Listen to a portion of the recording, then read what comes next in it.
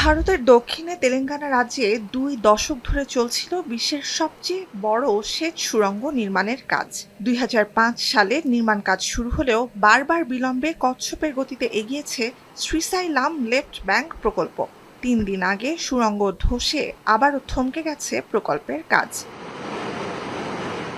শনিবার সকালে যখন ধসে পড়ে আংশিক সুড়ঙ্গ, তখন সেখানে মাটির নিচে প্রবেশপথ থেকে প্রায় ১৫ কিলোমিটার ভেতরে কাজ করছিলেন বেশ কজন শ্রমিক। অনেকেই কোনোভাবে বের হয়ে আসতে পারলেও ধ্বংসস্তূপের ভেতরে আটকা পড়েন ৮ জন শ্রমিক।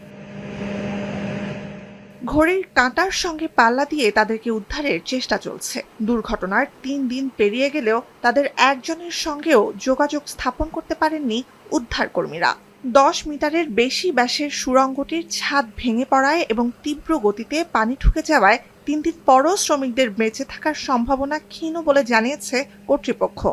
ধসে পড়া সুড়ঙ্গে প্রবেশ এতটাই কঠিন হয়ে দাঁড়িয়েছে যে শেষ পর্যন্ত শ্রমিকদের বাঁচাতে বিতর্কিত র্যাট মাইনিং পদ্ধতি বেছে নিয়েছে প্রশাসন।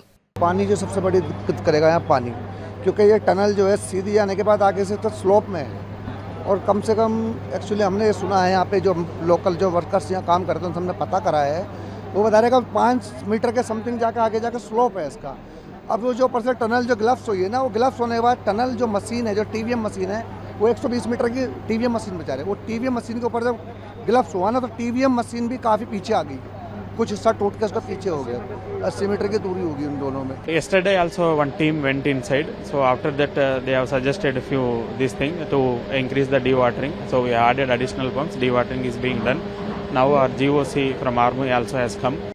উদ্ধার কাজে সহযোগিতার জন্য সোমবার ঘটনাস্থলে পৌঁছায় র্যাট মাইনারদের একটি দল। র্যাট হোল বা ইঁদুরের গর্তের আদলে নিষ্কাশন শ্রমিকদের হাত দিয়ে মাটির গভীরে সরু গর্ত খোঁড়াকে বলা হয় র্যাট মাইনিং। যারা এ কাজ করেন তাদের বলা হয় র্যাট মাইনার। ভারতের দক্ষিণ পূর্বাঞ্চলীয় রাজ্য মেঘালয়ে কয়লা উত্তোলনে প্রচলিত এ ধরনের খনন পদ্ধতি অত্যন্ত বিপজ্জনক। পরিবেশগত বিপর্যয় এবং প্রচুর প্রাণহানির কারণে ২০১৪ সালে আদালতের নির্দেশে নিষিদ্ধ হয় র্যাট মাইনিং। তা সত্ত্বেও শ্রমিকদের জীবিত উদ্ধারের শেষ প্রচেষ্টা হিসেবে নিষিদ্ধ এ পদ্ধতিরই দ্বারস্থ হয়েছে কর্তৃপক্ষ। मॉनिटर से हम लोग डिस्प्ले कर सकते हैं, ठीक है, सबको दिखा सकता है वो कैमरा कैसे काम कर रहा है। वो हम लोगों को कोई मीडियम के अंदर से पुश करना पड़ता है और अंदर क्या चल रहा है, ठीक है, उसका पूरा ट्रैक हम लोग कर सकता है ये कैमरा से। हम लोग उत्तराखंड रेस्क्यू ऑपरेशन में ऑलरेडी करके आया है, ठीक है, तो इसलिए हमको बुलाया गया इधर। इसका सिचुएशन क्या है हम लोग पता नहीं है, अभी आगे क्या होगा, लेकिन जाके देखते हैं, ठीक है, क्या होता है।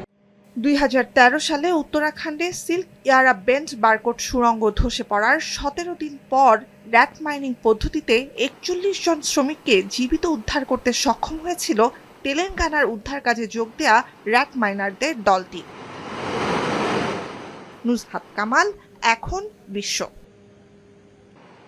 একনল হ্যান্ড ওয়াশ ১০০% প্যারাবেন ফ্রি, তাই নিরাপদ হাতের জন্য আস্থা রাখুন একনলে।